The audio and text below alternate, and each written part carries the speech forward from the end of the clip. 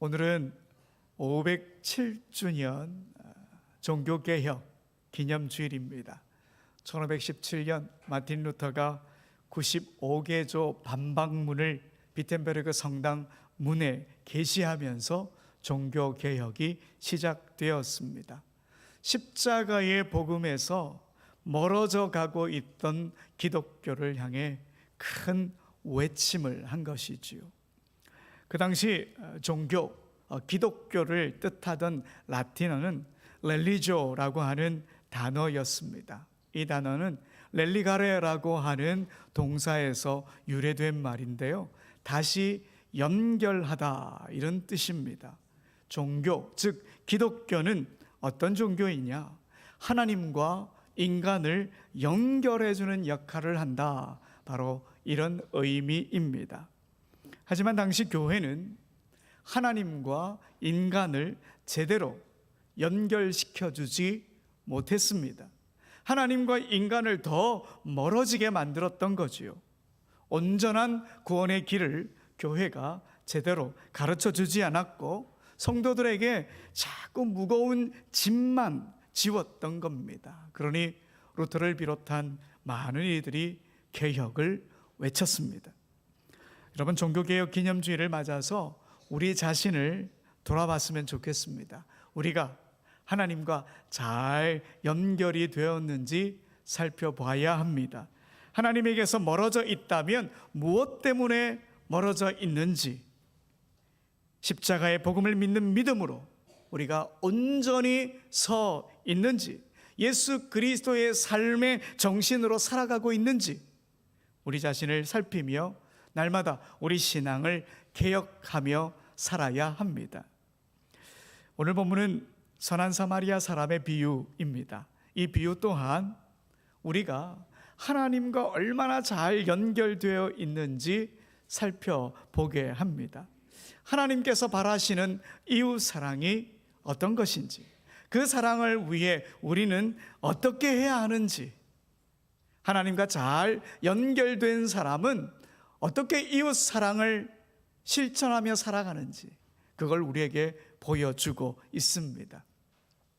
어느 날 율법 교사가 예수님께 다가가 질문을 던졌습니다. 선생님, 내가 무엇을 해야 영생을 얻을 수 있습니까? 성경에 보니까요, 그가 예수님을 시험하기 위해 왔다 이렇게 기록되어 있으니까 이 질문의 동기가 순수하지 못했던 겁니다. 우리 주님 불순한 동기에도 아랑곳하지 않고 율법 교사와 대화를 이어가십니다. 율법에는 무엇이라고 기록하였으며 너는 그것을 어떻게 이해하고 있느냐? 우리 예수님께서 묻자 율법 교사는 마치 기다렸다는 듯 망설이지 않고 대답합니다. 네, 마음을 다하고 목숨을 다하고 힘을 다하고 뜻을 다하여 하나님을 사랑하라 그랬습니다. 또 이웃을 내 몸같이 사랑하라고 그렇게 말씀하셨습니다. 주님은 그의 말을 듣고 머리를 끄덕이시면서 그대로 행하여라, 그러면 살 것이다 대답해 주셨습니다. 그러자 이번에 율법 교사는 또 이렇게 질문합니다. 그러면 내 이웃이 누굽니까? 내 이웃이 누굽니까? 아마 그대로 행하라 이 주님의 말씀이 부담이 되었는지 구체적으로 내 이웃이 누구입니까? 이렇게 질문을 주님께 던졌습니다. 이 질문에 대한 대답으로 들려주신 이야기가 바로 오늘 본문 선한 사마리아 사람의 비유입니다. 강도 만난 사람이 있었죠. 또 그 곁을 지나가는 사람들이 있었는데요, 제사장과 레위인, 그들은 모른 채 하고 지나갔습니다. 하지만 사마리아 사람은 그에게 다가가서 자기가 할 수 있는 모든 일을 다 했습니다. 그런데 여러분, 이 비유를 우리가 자세히 들여다보면 예수님께서 율법 교사의 질문의 방향을 바꾸어 놓은 것을 알 수 있습니다. 여러분, 율법 교사는 우리 예수님께 어떻게 질문을 했습니까? 내 이웃이 누구입니까? 이렇게 예수님께 물었어요. 근데 예수님께서는 그 질문을 바꾸어 놓으셨습니다. 여러분, 오늘 본문 10장 36절의 말씀을 함께 읽어봅시다. 시작. 내 생각에는 이 세 사람 중에 누가 강도 만난 자의 이웃이 되겠느냐? 여러분, 예수님의 질문을 보십시오. 누가 강도 만난 자의 이웃이 되겠느냐? 이렇게 질문하고 있습니다. 율법교사는 내 이웃을 질문했지만 예수님은 강도 만난 사람의 이웃에 대해 질문하십니다. 여러분, 질문이 달라졌죠. 율법교사의 질문은 내 이웃이 누구입니까? 라고 하는 자기 중심적인 태도였습니다. 하지만 우리 예수님의 질문은 강도 만난 사람의 이웃, 이타적인 태도에서 나온 질문이었다 하는 것이죠. 결국 이 비유를 통해서 주님이 우리에게 말씀하시는 것은 이겁니다. 내 이웃에 골몰하지 말고 강도 만난 자의 이웃이 되라. 도움이 절실히 필요한 사람의 이웃이 되라. 그렇게 말씀하십니다. 우리는 자꾸 나라고 하는 자신에 집중하지만 주님은 도움이 필요한 그 사람에게 집중하라고 말씀하십니다. 이 비유를 종교개혁자 마틴 루터는 이렇게 해석했습니다. 강도 만난 자를 보고 그냥 지나쳐갔던 제사장과 레위인들, 그들은 자기 자신에게 이렇게 질문을 던졌을 거라는 거지요. 만약 내가 여기 멈추어 서서 이 사람을 돕는다면 나에게 무슨 일이 벌어질까? 이걸 질문했다는 거예요. 나에게 무슨 일이 벌어질까? 그러나 선한 사마리아 사람은 이 물음을 거꾸로 뒤집었다는 거예요. 만약 내가 여기서 멈춰서서 이 사람을 돕지 않는다면 그에게 무슨 일이 일어날까? 루터가 이렇게 해석했습니다. 제사장과 레위인은 나에게 무슨 일이 일어날까를 생각했다면 사마리아 사람은 그에게 무슨 일이 일어날까를 생각했다는 거지요. 루터가 예수님의 비유를 정확히 꿰뚫어 본 겁니다. 이웃 사랑에 대한 가르침은 내 입장이 아니라 도움이 필요한 그 사람 입장을 먼저 생각해 보라는 주님의 가르침입니다. 그런데 여러분, 우리는 솔직히 누구의 이웃이 되어야 하는지 이미 잘 알고 있습니다. 이 비유, 여러분 정말 많이 들었던 비유이지 않습니까? 어제 제가 설교를 준비하면서 AI 로봇에게 물었습니다. 기독교인이 아닌 사람들도 가장 잘 알고 있는 예수님의 비유는 무엇이냐? 이렇게 물었더니 1등이 바로 오늘 이 본문 선한 사마리아 사람의 비유, 2등이 뭘까요? 탕자의 비유, 3등이 달란트 비유, 이렇게 되어 있더라고요. 세상 사람들도 바로 이 선한 사마리아 사람에 대한 비유는 너무도 잘 알고 있는 거예요. 우리가 잘 알고 있듯이 그들도 잘 알고 있는 거예요. 그러면 우리는 우리가 누구의 이웃이 되어야 할지를 잘 알고 있다는 말이겠죠. 당연히 강도 만난 사람의 이웃이 되어야 합니다. 그뿐 아니죠. 우리 예수님께서 이웃의 범위를 넓혀놓은 사실도 우리는 알고 있습니다. 주님은 원수에게도 이웃이 되라 이렇게 말씀하셨으니 우리는 누구의 이웃이 되어야 하는지 이미 잘 알고 있습니다. 그러면 여러분, 우리는 이 비유를 통해서 어떤 깨달음을 얻어야 할까요? 가서 너도 이와 같이 하라. 바로 이 말씀에 귀 기울여야 합니다. 그 사람 입장이 되고 그 사람의 이웃이 되어 그 사람에게 가서 그 사람에게 도움을 주어야 한다. 바로 이것이 주님이 지금 우리에게 주시는 메시지입니다. 여러분, 가서 너도 이와 같이 하라. 주님의 이 말씀에는요, 두 가지 명령이 포함되어 있습니다.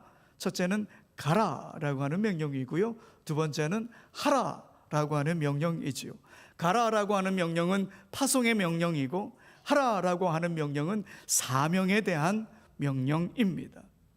그러면 먼저 우리가 가야 할 곳, 가라고 하셨으니 우리가 가야 할 곳은 어디일까요? 오늘 본문 33절을 우리 함께 읽어봅시다. 시작. 어떤 사마리아 사람은 여행하는 중 거기 이르러 그를 보고 불쌍히 여겨. 자, 여러분, 우리가 가야 할 곳은 어디입니까? 거기입니다. 거기. 강도를 만나 모든 것을 빼앗기고 매를 맞아 거의 죽게 된 사람이 내버려진 거기입니다. 제사장과 레위인이 그냥 지나쳐 버렸던 거기입니다. 하지만 사마리아 사람이 갔던 거기입니다. 제사장과 레위인이 피한 걸 보면 사람들이 꺼리는 곳일 겁니다. 아무도 가고 싶지 않은 곳일 것이고 어떤 상황이 펼쳐질지 예상할 수 없어서 주저하는 곳일 겁니다.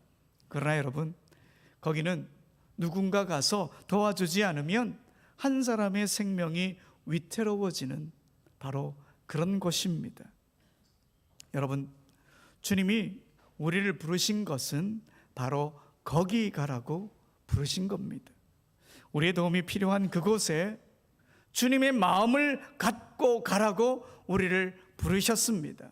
거기에서 주님의 손과 발이 되어 주라고 우리를 부르셨습니다.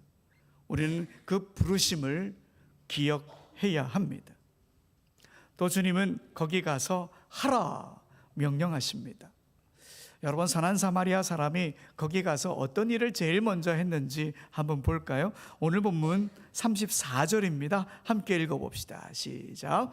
가까이 가서 기름과 포도주를 그 상처에 붓고 싸매고 자기 짐승에 태워 주막으로 데리고 가서 돌보아 주니라. 아멘. 여러분, 여기 뒤에는 다 빼놓고 사마리아 사람이 맨 먼저 한 일이 뭡니까?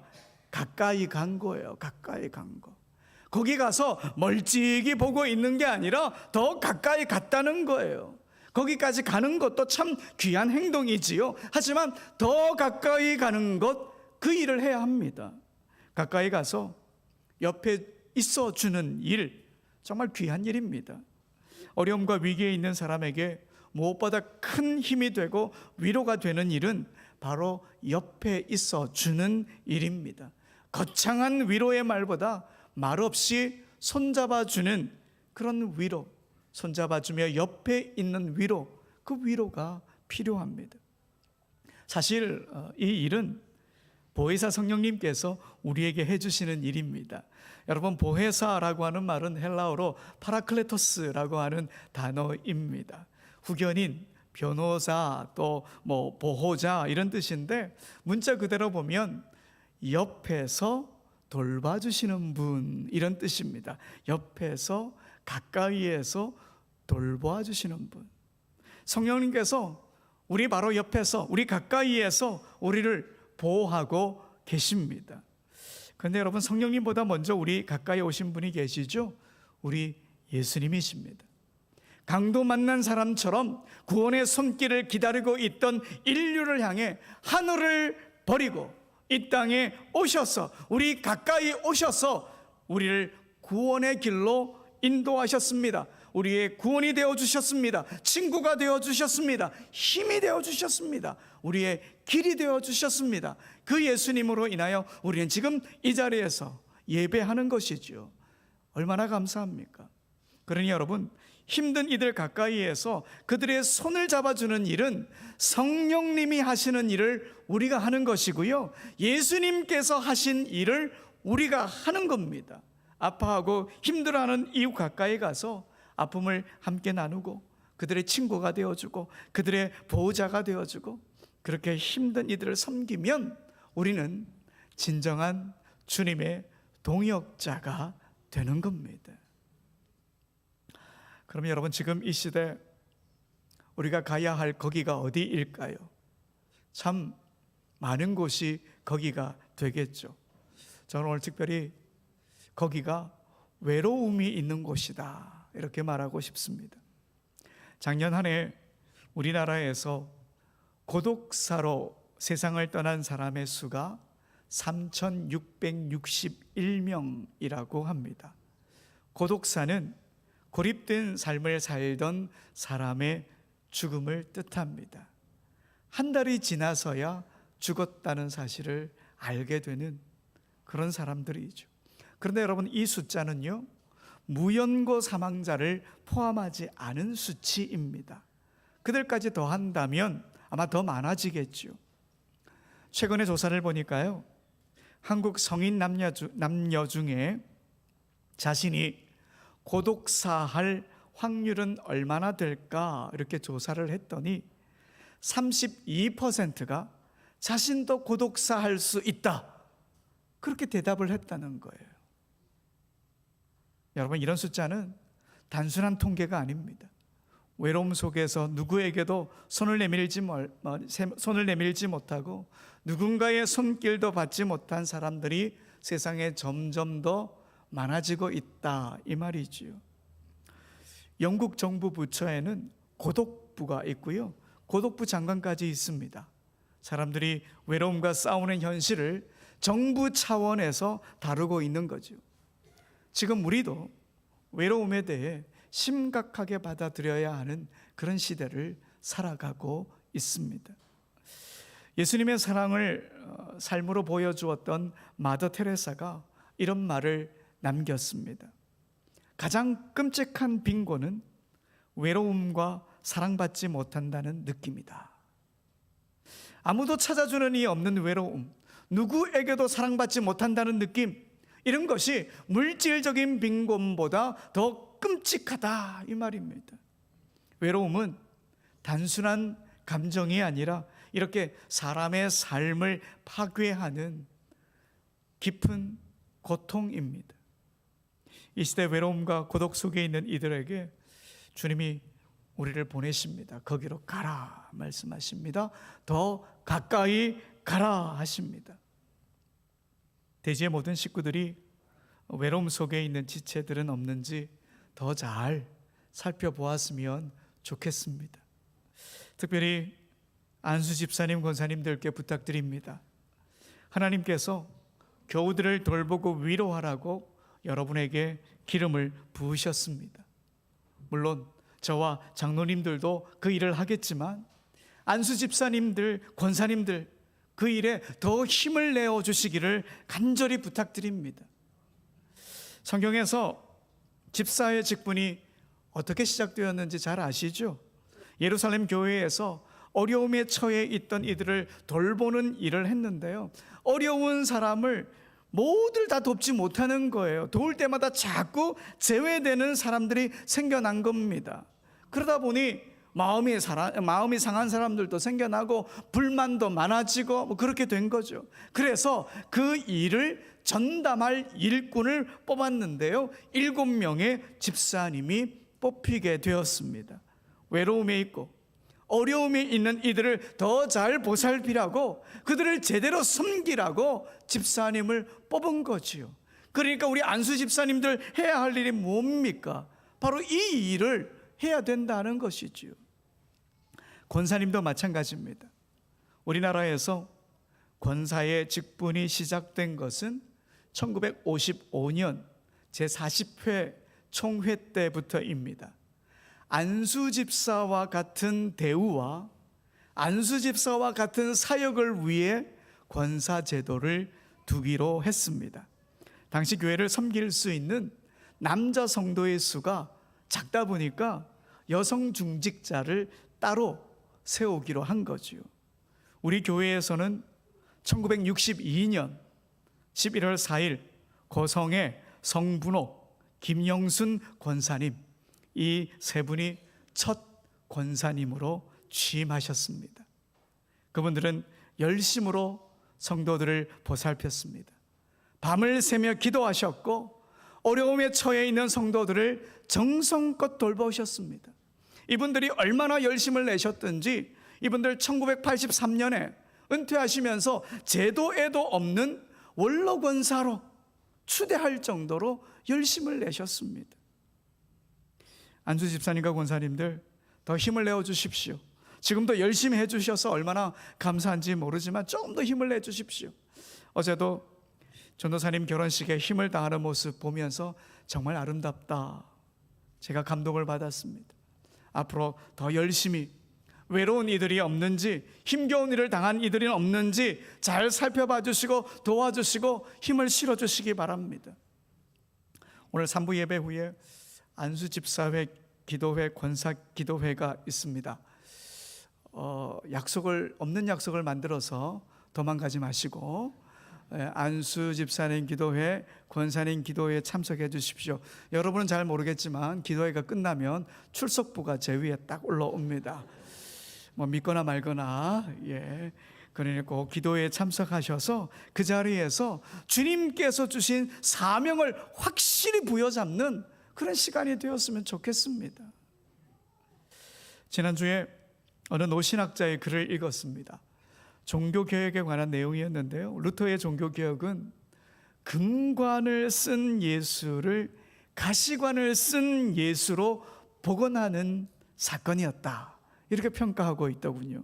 당시 교회가 온갖 종교적인 치장을 요란하게 한 거예요. 그래서 예수님이라고 하는 모습이 보이지 않는 거예요. 그래서 요란하게 치장했던 모든 것을 다 벗어던지고 예수 그리스도의 복음으로 돌아가자, 그 운동이었다는 거죠. 예수님은 당시 유대 사회에서 죄인 취급받고 천민 취급받던 세리, 창녀, 가난한 날품팔이, 노동자, 목동들, 농민들, 그들의 고통과 절망에 공감하시며 그들을 격려하시며 함께 사셨습니다. 그 예수님께로 돌아가자는 운동이 바로 종교개혁이었습니다. 그러면서 그 노신학자가 이런 글을 남기셨습니다. 기독교란 어떤 종교인가? 너무 번잡하고도 현학적인 신학 이론을 다 틀어내고 보면 예수를 닮아가면서 살자, 예수님 같이 사는 것이 사람다운 삶이다, 예수님의 말씀과 행동 안에 길과 진리와 영생이 있다라고 확신하는 신앙이 기독교 신앙 알짜미요 정통신앙이다. 오늘 세례와 입교를 하신 분들, 여러분이 믿는 예수님은 어떤 분이십니까? 힘든 이들에게 기꺼이 이웃이 되어주신 분이십니다. 그 주님이 우리와 함께 하시기에 그 주님의 정신으로 앞으로 세상에서 모든 이들이 이웃이 되어 주십시오. 여기 앉아 계신 모든 분들도 마찬가지입니다. 모든 이들의 이웃이 되어 주십시오. 내 이웃은 누구냐? 이것에 신경 쓰지 마십시오. 내 이웃은 누가 되어 주시느냐? 주님이 내 이웃이 되어 주십니다. 우리는 그냥 누군가의 이웃이 되어 주면 됩니다. 사랑하는 대지의 성도 여러분, 주님은 오늘 우리에게 말씀하십니다. 가서 너도 이와 같이 하라. 우리를 기다리는 곳으로 갑시다. 누군가의 이웃이 되어 줍시다. 외롭고 힘들어하는 이들에게 기꺼이 다가가 손잡아 줍시다. 주님은 이런 우리를 통해 하나님의 뜻을 이루십니다. 하나님의 은총을 내려주십니다. 이번 한 주도 이런 신앙의 걸음을 걸어가는 우리 모두가 되길 간절히 소원합니다. 우리 이제 찬송가